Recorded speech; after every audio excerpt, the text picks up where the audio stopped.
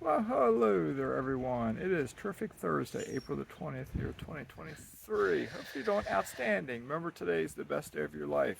Because if you're watching this, you're still kicking and breathing at 6 and not 6 feet below or going up in the air and smoke. Anyway, I'm going to talk to you a little bit about why cash flowing, or said it differently, why cash paying assets are the best ones. And before I get started, I'm Mazske Finance. I'm not a CPA. I'm not an attorney. I'm not a financial advisor. I'm not a doctor. I'm not a nutritionist. Nothing like that at all. Okay? So, anyway, why are cash paying assets better? If you want to be an investor, if you're putting money in your 401k at work, or you have an IRA on your own, or whatever it may be, and you're buying stocks, are they paying you cash? Okay. If you're buying stocks and you have dividend paying stocks, you might say, yes, they are. You get dividends. They're paying me 2%, 3%, 4%, 5%, 6%, 7%, 8%. Some might pay 9 or 10%. So if you are going to buy stocks, dividend paying stocks are a great way to do it. If you're not buying dividend paying stocks, are you buying growth stocks? Like I was a growth stock investor. That's why I had an 18% annualized return from 2005 to 2018. And I averaged 100% in both years of 2019 and 2020, between the 2 years. 120 one year and 80% the other, something like that. Okay? I was a growth investor. All right. So with cash producing assets, though, the difference is they pay cash. If you get a rental per house, you may say, well, the stock market gives me 10% annualized every year. That's the annualized return, 9%, 8%, 7%. And S&P 500, 7% return, 8%, 9% over a long period of time. My guess is over the next 10 years, you're not going to make that. Okay? My guess is it's going to be lower. That's just a guess. Okay? So, but if you buy a rental house, you buy one rental house, and say you run your numbers, and it's only giving you 10%. You might be like, well, why do I want to buy a rental property? It's only giving me 10%. And that's after you remember how to run the numbers. I'll rehash it real quick here. When you have a mortgage, say it's $500, and you have rent that you're getting, say it's $1,000. Your cash positive cash flow is not another $500, right? Because some people I've heard say, "Oh, I pay $500 in a mortgage. I make 1,000. I'm making $500 a month." No, you're not. Now that mortgage might be paying your principal and your interest, your taxes and your insurance. Okay, that's good. If it's paying all four, that's good. Because now you got all four covered, they're paid. But what you need to do is subtract a percentage for vacancies, repairs, and capital expenditures. A normal percent would be around 20%.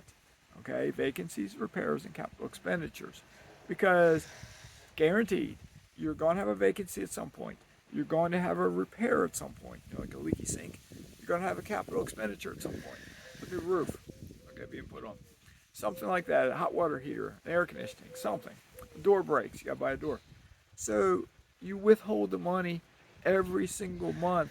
So you accumulate money to fix the stuff, to pay the mortgage if you have a vacancy. Okay, that's why you have cash reserves. So you withhold 20% off the top before you pay the mortgage. So 20% of $1,000 rent is $200. Then you got to pay a property manager unless you're self-managing. And if you're owning the property out of your local area, you need a property manager. Let's just say that's 10% because that's a typical charge. It could be 8, 9, 10, 11, 12%. We'll say 10. Okay, 10% of $1,000 is $100. So right off the bat, you subtract 30%.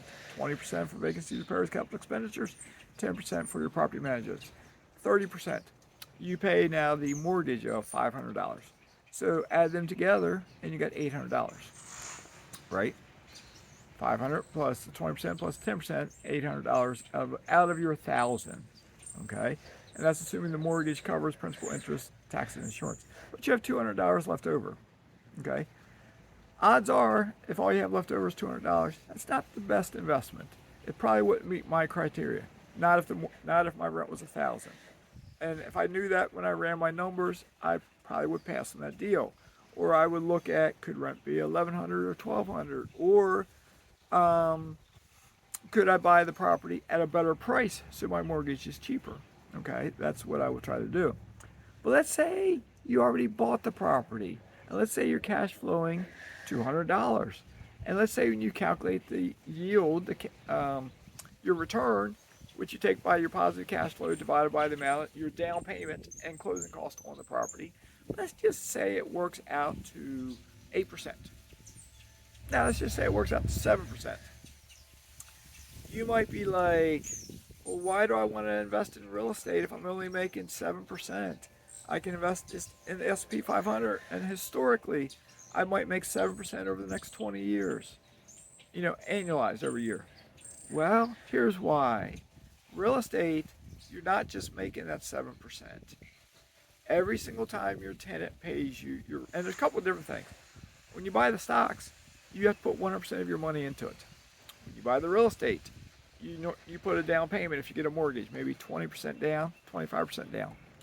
So it's not all your money in that house, number one, okay? But when your tenants pay you the rent, with that rent, you're paying the mortgage. So every month you're paying the principal. Your tenant is paying that principal for you.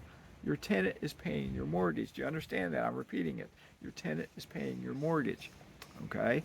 And by that tenant paying your mortgage, every month, your net worth, your equity in that property goes up a tiny bit. At the same time, you have positive cash flow. Okay? At the same time, typically real estate will appreciate 2%, 3%, 4%, 5% every year.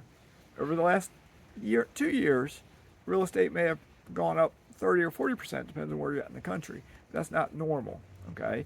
Normal market might be, we'll just say 3 to 5% appreciation every year. So that increases the equity you have in the property, okay? Now, if you only own the house for 1 year, you're not getting that much equity in 1 year because the principal pay down is just a little bit every month, but it increases each additional month. Your appreciation might just be 3%. But if the appreciation is 3%, and you calculate the amount of principal pay down you have, and you factor in the 7% cash on cash return, oh by golly, you got a better deal. So you're getting an investment that's going up in value, and you're getting cash in your pocket. Now, if you take that cash in your pocket and you put it in a high-paying, high-yield bank account like Wealthfront, I get 4.8% there. You might get 4.3 once you start off. But then you accumulate the money. You put that positive cash flow in every month along with any savings you have. And before you know it, you have a down payment for a second rental house. Okay? Now, with that being said, some people think they might want to invest in gold or silver, or something like that. I'm looking into investing in gold, silver, something like that. Okay? If you're trying to become an investor and you're in the beginning stages of doing it, I don't recommend that. Why? Gold and silver, historically, from my perspective, do not perform as well as the stock market or real estate. They may at times, but not over a long period of time. As well, you're not getting positive cash flow. Okay? So it's a way to store wealth. So as you become financially independent, and let's say you get to the point that you have enough real estate, but you want to store some cash for a while. Perhaps you could buy gold or buy silver, and it holds its value. Yes, it may go down in value. Yes, it may go up, but it's a storage vehicle to hold it. Plus, if the economy ever really crashes, it'd be nice to have some gold or silver, wouldn't it? Because typically it always has a value to it. Your stocks, do they have a value? If we go to Mad Max World, Armageddon, everything crashes, do stocks have a value? Does your house have a value? It should. If we go to The Walking Dead and we're all zombies, well, your house can be a sanctuary. Hopefully you board up the windows and as long as you get food and stuff. Okay. But houses typically have some kind of value. Okay. Gold typically has some kind of value. Stocks, they're bits and bytes on a computer screen nowadays, right? They're not even a piece of paper anymore. So you want cash paying assets. Real estate, anyone who works a job and learns how to be frugal and learns how to save money can start buying real estate.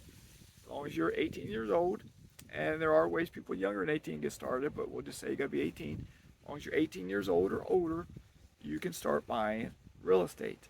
If you're looking to buy your first house, back up just a minute and look at buying a rental property or buying a duplex, triplex, or quadplex and live in one unit and rent out the others. You can still get a first-time home buyer's loan, and your tenants can pay the mortgage of the house that you're living in.